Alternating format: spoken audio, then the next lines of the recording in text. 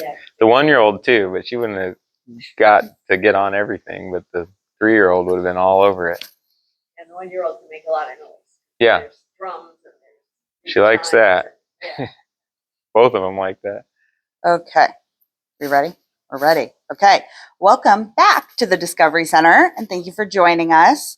My first question is that in May of 2023, it was publicized that the commission was accepting artist proposals, and then in December, that you were selected to design the Christa McAuliffe Memorial. Can you fill in that gap of time and describe the process of how you were selected by the Christa McAuliffe State House Memorial Commission? That's a mouthful.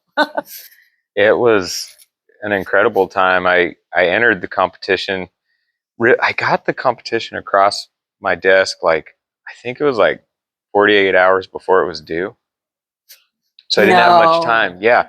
So I locked myself in the studio and typed like a madman and put together a portfolio. And then I forgot to include, of course, I included my normal references. Yeah. But I didn't include Barbara Morgan, who's a good friend of mine that had been in my studio quite a lot and would have been the perfect reference for this project. You would have think that'd So be top of mind. Yeah. So I sent it in, and then I realized oh my gosh, in all the melee of getting it done on time, I forgot to include Barbara, and I hoped I would make the finals. And sure enough, I did. And so I got to sort of highlight that relationship that has turned out to be a big part of not only just getting some insight on Christa right at that time, but also she provided her uniform for me to work from, which was the exact, I can't believe she kept it all these years. I'm so overjoyed that she has it. Yeah. But she provided it, and I had it hanging there while I worked on the sculpture. So I had the exact same uniform down to every detail, with the patches, the badges, the teacher in space patch. So it really gave it a personal touch. Yeah, that's incredible. Did you get any clay on it? Probably. I hope not. Barbara, if you're watching, dry cleaning is on me. Okay, you are no stranger to creating monuments of beloved heroes and spiritual icons from all over history. How does sculpting someone in more recent history, like Olympic gold medalist Caitlin Farrington or Christa McAuliffe, compare to sculpting someone like Alexander Hamilton or Chief Standing Bear? It's different as far as the challenges that arise. Each piece is different, first of all. But with Hamilton, you have this public idea of what he looks like. Yeah. And that's what we had to merge, because I knew that his widow had said that the portrait by, gosh, now I've been too many years out from Hamilton, but I think it was I'm going to say the artist's name wrong, so I'm not even going to try. No worries. But the bust that she had, she said, was the most accurate portrait of him. Oh. But, of course, on our money, there's Hamilton. That's the image that we think is the best portrait of him, because that's what we see all the time. Yeah. And there's no photos of Hamilton. It's only paintings and sculptures. So I tried to take all of that and merge it into a portrait that would be this definitive portrait of Hamilton. So it was kind of a challenge to put all of that together. But so far back that there aren't people around that actually knew him every day. So you have a lot more leeway. Yeah, I can imagine. Yeah. And then Chief Standing Bear, there's only a few images, maybe 4 or 5 images of him. And so that's a challenge that, I go and I meet with his descendants and tribal members and talk to them about what they'd like to see, and go and take that information back and work on the piece and hope that I get everything right and that it does his memory and legacy proud. Mm-hmm. But then you get to more modern people like Christa, and this is the most challenging, is when it's somebody that people knew and remember what she looks like, but you don't have her with us anymore to take measurements from and do that. It's all from photos and video. Right. So it becomes really challenging to get something perfectly accurate that also captures a memory. Right. It's tough. But hopefully I just do my best. with each one and work really hard. And that's what I did with Christa sculpture. Is I just spent a lot of time pouring through video and photos, and tried my best to capture not only her physical likeness, but that spark of joy that she just really has. Yeah, definitely. Sounds like there's challenges regardless of what time they're from, Yeah. in one way or another. Yeah, one way or another. It's not easy to have. Yeah. Okay, you received your first large commission at only 23 years old. At age 28, you became the youngest artist ever to have a sculpture in the Nashville Statuary Hall in the United States Capitol. And in 2024, you became the only living artist to have four sculptures in the Statuary Hall. To what do you attribute your success as a sculptor? I think like And your mom's probably- here, by the way. Yeah, So, Mom's you know. That's right. Probably the definition of success. Like one of the books that had a lot of impact on my life was John Wooden's, and it delves into that. Like, how do you define success? Yeah. And so it's, to me, doing something you love with a passion, and joy, and energy to it. And I think Christa really defined that in all of the documentaries that I watched. She had this joy and this spark and energy for life. And so I felt like I was a success right when I started out in art and doing art. Mhm. I was actually an art ed major and I was going to be an art teacher, but it worked out into this amazing career in sculpture that I never thought you could even have. But I would have felt like a success whether or not I ever got a commission. Because just doing art in itself, whether it was in my basement or whether it's on this grand stage, to me felt like a success. So there was really like no pressure. And I tell students that, because I have students that come in and there's some of them that are really obsessed with this extrinsic success, and they'll say like, how do I get big commissions, or how can I make a lot of money at this? And I sit them down and look in their eyes, and I just say, hey, if you're in it for that, you're going to be miserable even when you get it. Yeah. You have to go in art, music, these things for the love of doing it. Yeah. And it's the journey. And if you get obsessed with that destination, you're not going to have any joy along the way in your life, even if you get there. Yeah. So I try to keep that in perspective with my artwork. I've had a lot of accolades now and work all over the world, but I don't, it was never the goal. It's just a byproduct of really doing what I love and immersing myself in it. Yeah, I love it. This is a loaded question. Actually, they all kind of are.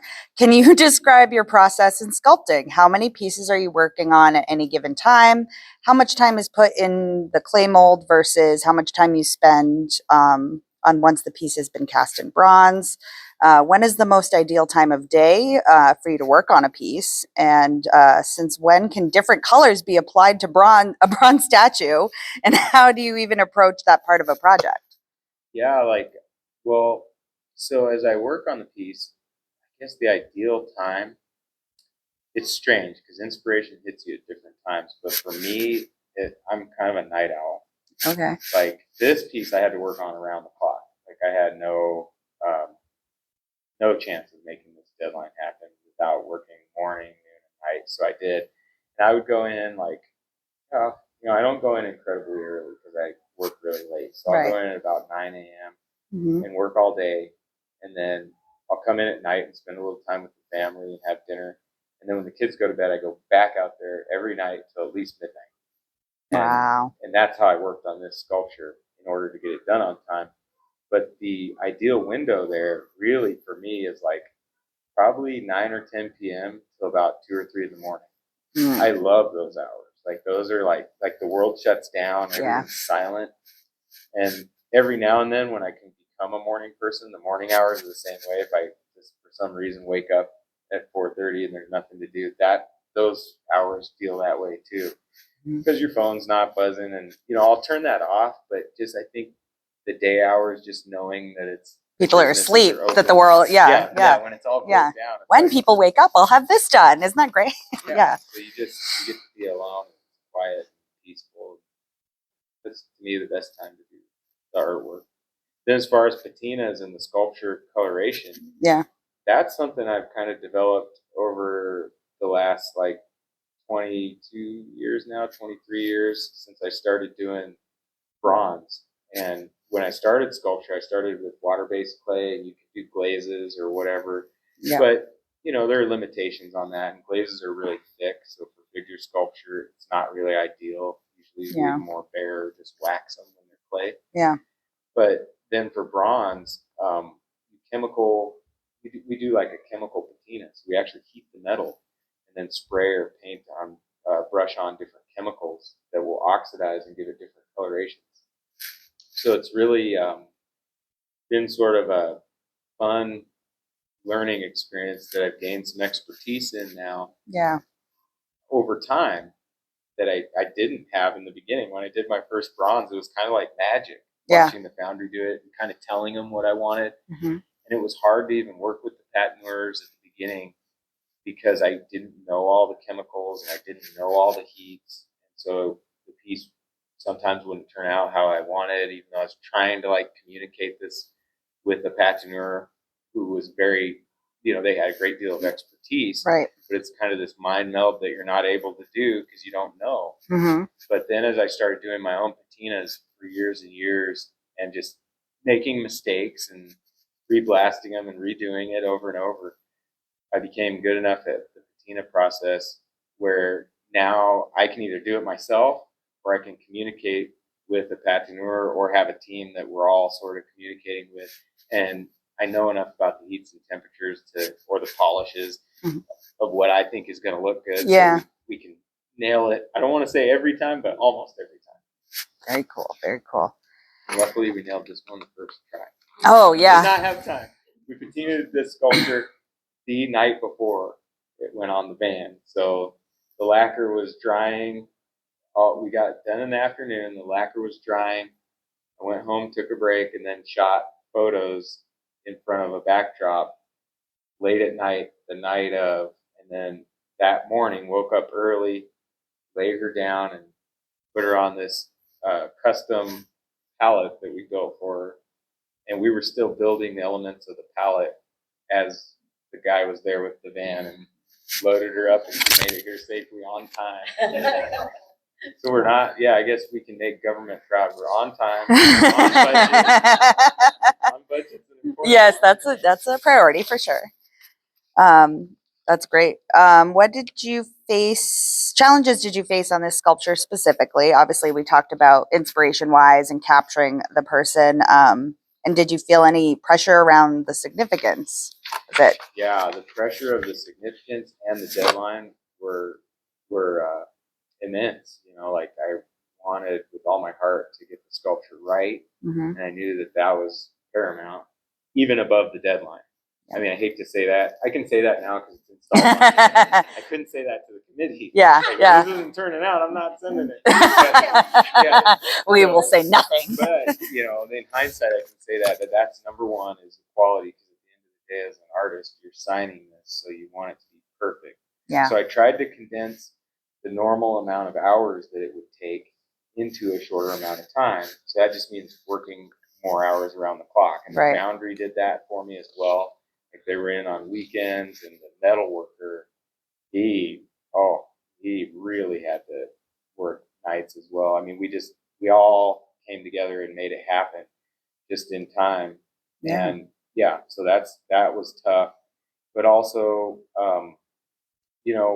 when I was going through it, I just told them when they were interviewing me for PBS that the fact that she was a teacher helped that pressure. Yeah. Because all of my teachers and all the family members that were teachers in my life always cared most about, did you give it your best? Put your best foot forward. Did you put all your work in and leave it all out there? And so that's what I kept thinking when the pressure got to be a lot. I thought, I'm going to do the absolute best I can, and that's all you can do at the end of the day. Absolutely. Absolutely. And you answered my next question because I was like, how did your mutual connections in the field of education support your passion for the project? There it is. But in every way too, like the documentaries on her are wonderful. I'm sure everybody here has watched all the documentaries. They're accessible and easy to find online. And so I would watch a documentary and then I'd send it to my mom, who's former teacher, and Right. she would watch it at home, and then we'd talk the next day and talk about the documentary. And she would just be like, "Oh, I was just in tears." And my mom, she has that heart of teachers and for teachers, and so I knew it was going to be a real tearjerker for her, and they were very emotional for me. Yeah. Because it was such an impactful thing in our lives as children, Yeah. growing up at that time. And what is so interesting about that is that the empathy that I had at the time, I remember thinking about her kids. Yeah. And I still do. Yeah. They're like about my age. Mm-hmm. And so you just think about them and how hard that must have been for them. But an interesting bit of empathy that's sort of a different dynamic now that I'm 45 and I'm a dad, Mm-hmm. is I started to empathize with her husband, what he was feeling and how hard even still it probably is for him. So I think that's really what it takes as an artist, when you're in the work, is to really empathize, and that naturally breeds inspiration. Yeah. Awesome. And considering you've been going through this process now for over 2 decades, what do you consider the most rewarding part from start to finish? I think just knowing that I get to be a part of something much bigger than I am, a legacy that's going to live well beyond any of us. Yeah. Like we all get this limited time period in our life, and we don't know when we're going to go. And so it's really important to grab a hold of things that you truly believe in. Yep. And do your best at them, and help make a vision a reality. Mm-hmm. So that's something I'll take away from this.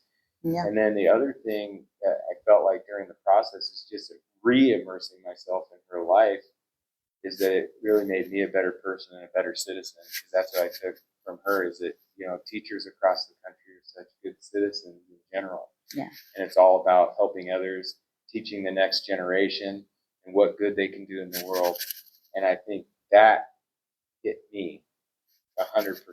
And it changes, as you study that, it changes who you are. Yeah. How do you personally honor the sculptures you've created, and which sculptures stand out to you when you reflect on your career thus far?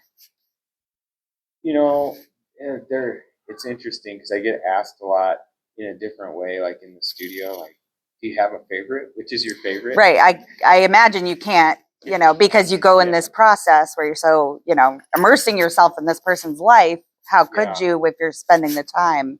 This one's so special to me. So it's, she's your favorite right now, right? Yeah, and Picasso was asked that question. Yeah. And I read this because everybody kept asking me, which is your favorite, and I couldn't answer. And he said, my next one.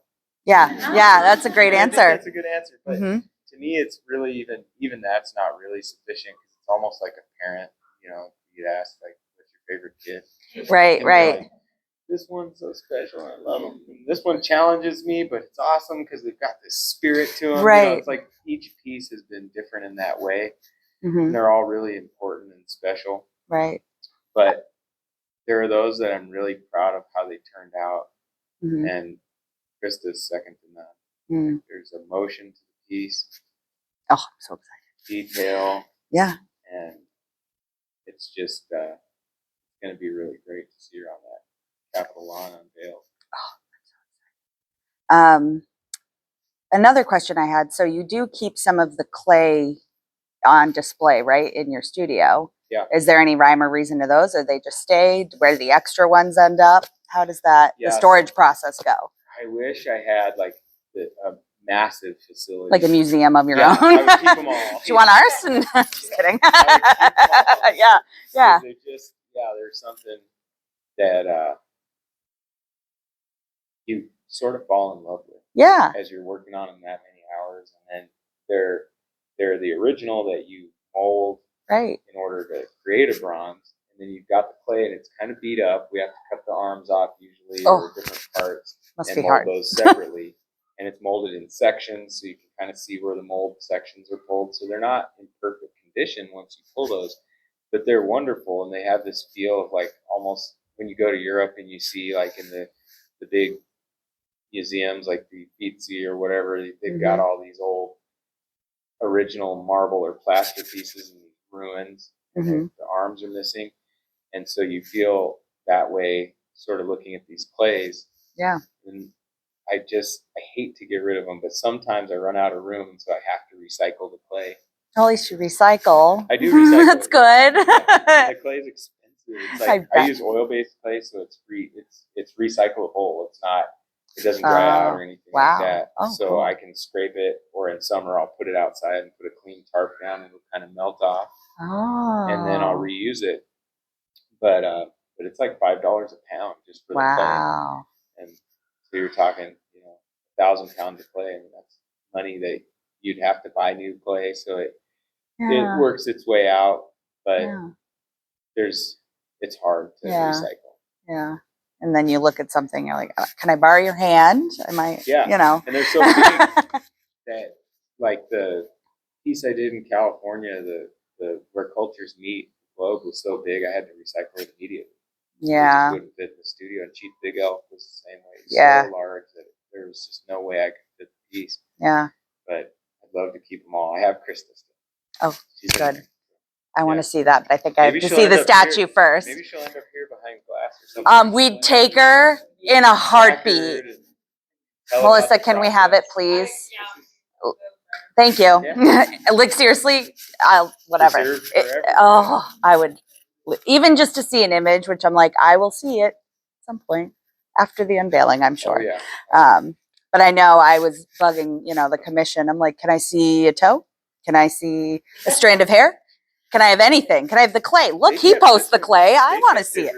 Yes, it was very, and you honored that, wish very well. I can only imagine when you're putting all of your life into something like this, like you want to show some people and talk about it constantly. So good for you, because I can't keep a secret the way you can. Home studio. Yeah. Not at my commercial studio.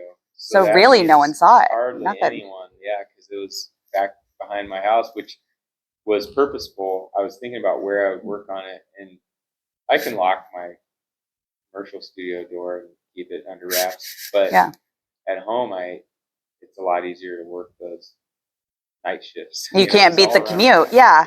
That's awesome. That's awesome. What's your biggest takeaway from working on the Christa Memorial statue? What was your personal goal for the statue, which I think we kind of covered, but what do you want current and future generations to see when they look at the statue? I hope that they see a woman in motion. She was strong, courageous, and then there's this spark of joy as well that Barbara talked to me about. Everyone that knew her talked to me about that spark that she had. She had this special spark that, as a entire nation of teachers applied for this, she stood out. She was the one that got the call. And that spark, boy, you can sure just see it on camera. I mean, she just shines. And she became a mother and a teacher to everyone and every student in America for that short amount of time that she was in the public eye. And she lives on forever like that with all of us. And so that's what I really wanted to capture in the piece. So the motion's enhanced by her striding forward, and then her courageous attitude with her arm out as she strides. And then there's wind as an element of the sculpture. So her hair is blowing, the collar's just flipped over from the wind, and it gives you a sense of motion and really pulls the viewer into the piece. Oh, is it tomorrow yet? Does anyone have any questions that I didn't ask or want to elaborate more? I'm wondering about when you were 7 years old, what did you think you would do with your life, and how does it relate to what you're actually? It's crazy because I found this writing from my dad, and he wrote when I was a kid that I was just like, put this out like prophetically, master artisan and craftsman. You're very sensitive, and wrote this to me, and I still have it. And so I've got this statement made about me as a child that I was going to be this master artisan and craftsman, and I never really gave it a lot of thought until years later when I ran into it and I was already well into my career, and I thought, wow, boy, Dad, you must have seen something. I guess I was drawing all the time, painting, and so, but I didn't really think you could do art as a career just in and of itself, just doing sculpture commissions or anything like that. But I remember along the way there was a lot of encouragement. My grandmother was an art professor, so there was, of course, encouragement, and so appropriate to say this in a museum. Yeah. She took us around to museums as a teacher and an art teacher at that.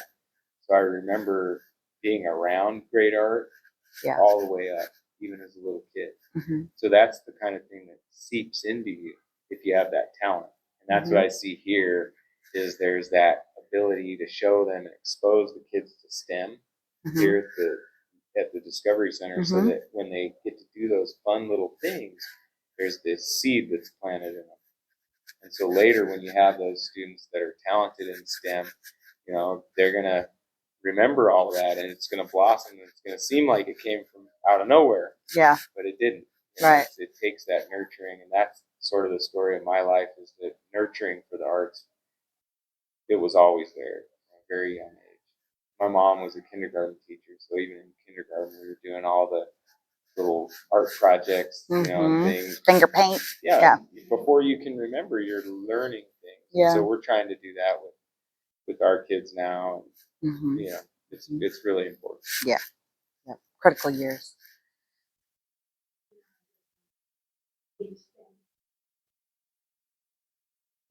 Yes. Yes. STEAM. I love it. Yes. That's right.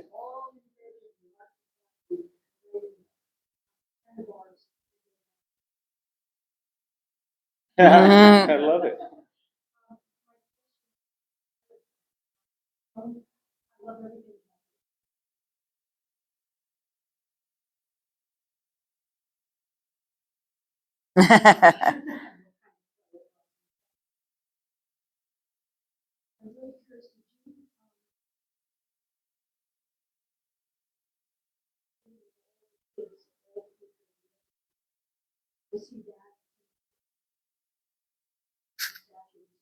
Yes.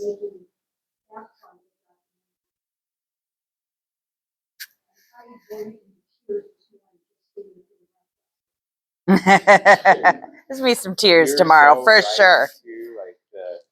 We've got PBS doing a full documentary, and they were in the studio with cameras every step. So it's been awesome. That's going to be a real teaching thing, and then and I know that would have been close to Christa's heart. That it can educate other children, inspire other. It'll children. Be in the classrooms, absolutely. Yep. And then so that, I guess, goes along with the biggest regret I have about the project is that it was on such a tight deadline that I didn't get to come here and do anything with the schools. Because I know she would have wanted that. She probably would have said, just do it next year, and that way you can sit here and spend some time with the children and the high schoolers and everybody. And so I really want to make a commitment to do that, to come back and do something with the schools, because it's great that we've made this happen, but you're right that the footage, the documentary, it's all going to be a part of that legacy as well.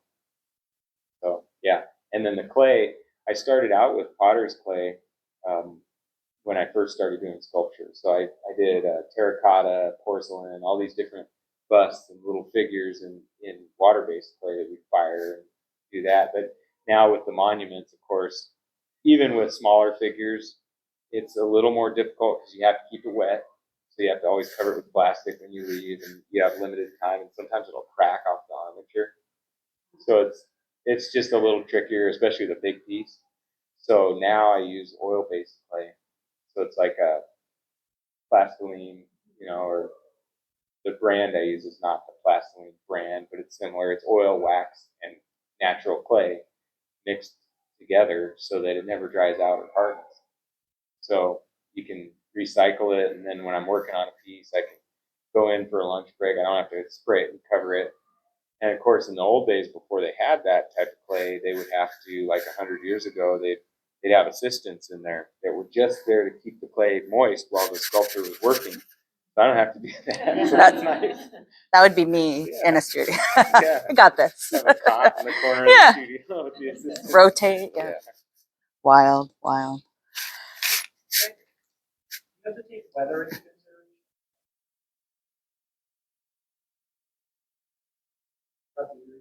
Yeah.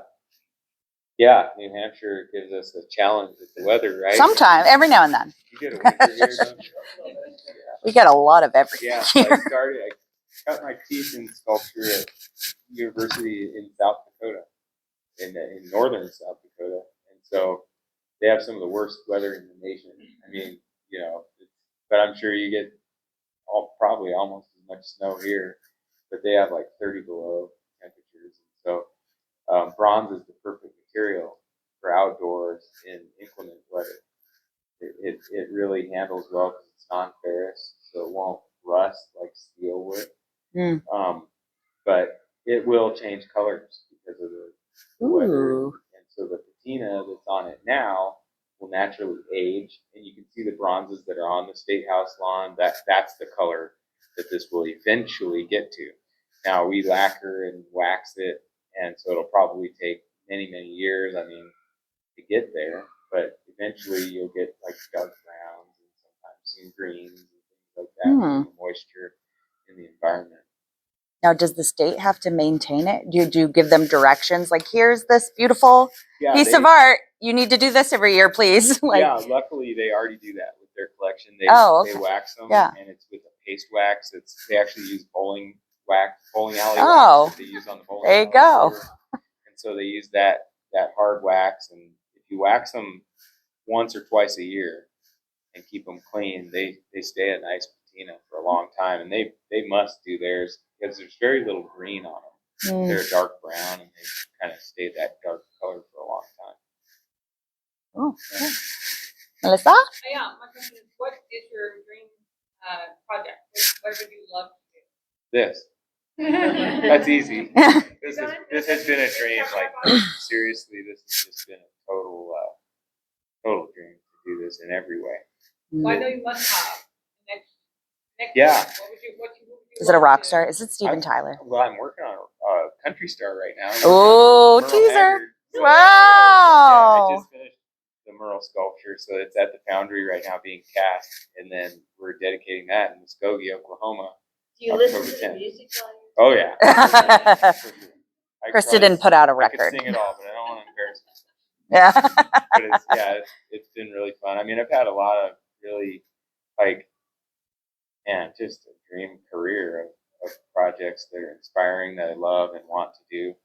I'm also working on my own pieces all the time. I'm doing a series of dancers right now that awesome. are like, a lot of them were prima ballerinas.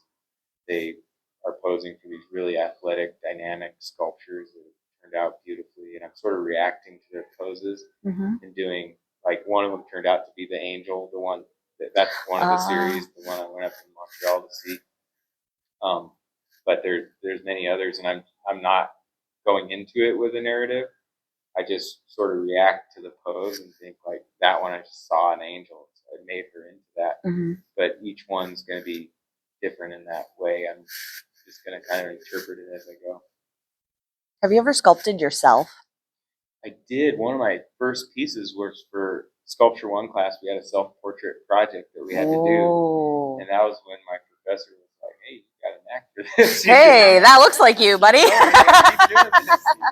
So I made it, this tells you a student work. Yeah. I made it into a coat rack. I had this head out of terracotta, and I fired it, and then I was like, well, what am I going to do with it? And so I put a post and a cross thing, and I put my coat on it every day. Oh my gosh, I love that.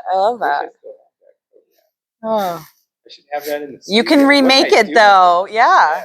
My dad did a sculpture of Johnny Atkins, the guy in his art class, and we used it to keep away the bad guys. Whenever we went on vacation, we just set him up to be sitting on the couch. There you go. So that everybody who went by would see Johnny Atkins' head in the window and stay away. Functional art, right?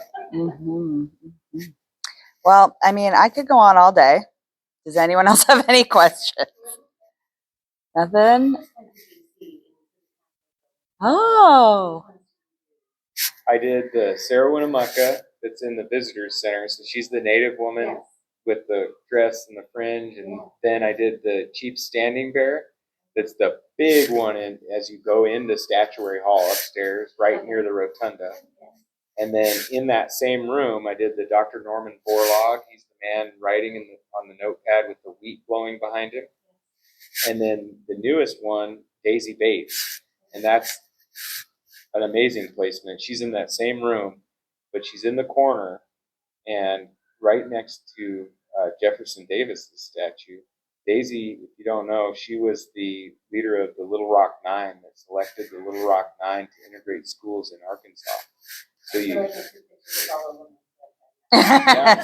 so imagine that she was head of the Little Rock NAACP, integrated schools, a black woman, black business leader, striding forward, smiling, next to a sculpture of Jefferson Davis, grouchy. It's like, I mean, it couldn't be a more powerful juxtaposition, especially because she's looking across the room at Rosa Parks and Marion Yeah. McLeod Bethune. So the dynamic of the room is really changing. And so hopefully soon Mississippi will change Jefferson Davis out and put somebody. Well, they haven't for 100 years. I mean, nobody. But there's some new ones added. I don't know. Yeah, because there's a lot of those states that had Confederate leaders finally are changing them out. Arkansas was ahead of the curve because they made a congressional motion to remove those Confederate statues. And that passed, but before that even came about, Arkansas had already decided to change theirs. So, 4. Yep, 4 in Statuary Hall. Yep. Like, I won't say it. It is, and that got Humble. in the Smithsonian. So that's the Air and Space Museum, the Udvar Hazy. So there's the Air and Space Museum in right in DC, and then there's the Udvar Hazy, which is out by Dulles. Yeah, it's big. It's incredible. They've got a SR-71 Blackbird. Yeah, so next time. It's cool. Oh yeah, it's a cool museum.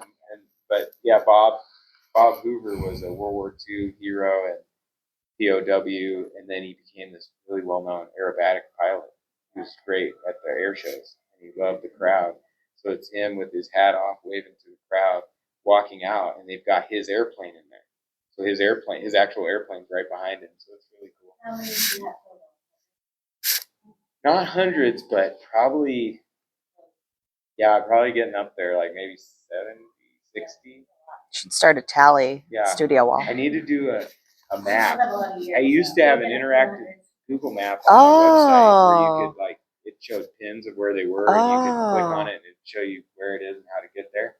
Yeah. But I'm not a tech guy and I don't know why it got outdated, so I need to get a new a new map. Fix it now, so I need to get a new web person to show me how to update it. Yeah. Yeah, there we go. We got a hand raised. All right. Yeah. Volunteers. Time for web update. History of the one you get commission fairly long. Inspired you to research and all the stories talking about everything. It is neat because I never would have guessed, in college being an art major that I'd study like Native American history, women's history, Black history, all these different fields that it's taken me into. It's like, man, it's incredible. Mm-hmm. I do, and I learn a lot, and it really makes you a better person. Like you said, to read all these biographies and things about great people. Christa at the top of that list, and it just changes who you are. Thank you. Thank you so much. We'll conclude. So thankful that you took the time, and just want to give your mom props too, because I know you definitely have the support to make you the person you today, and shout out to teachers, but it's just been so fabulous to get to know you and work with you and hear your story and your passion. I'm so pleased again, over and over again, to just know that this stuff has been in your hands and your thoughtfulness. Yeah. I'm super, super pleased. So I'm so glad you came, and definitely coming back. Oh, we're forever friends. Yeah. Locked in. Locked in. Okay. Well, thank you so much, everybody, for coming. Thank you. We have plenty of Yes. All right. Do you mind if I get a quick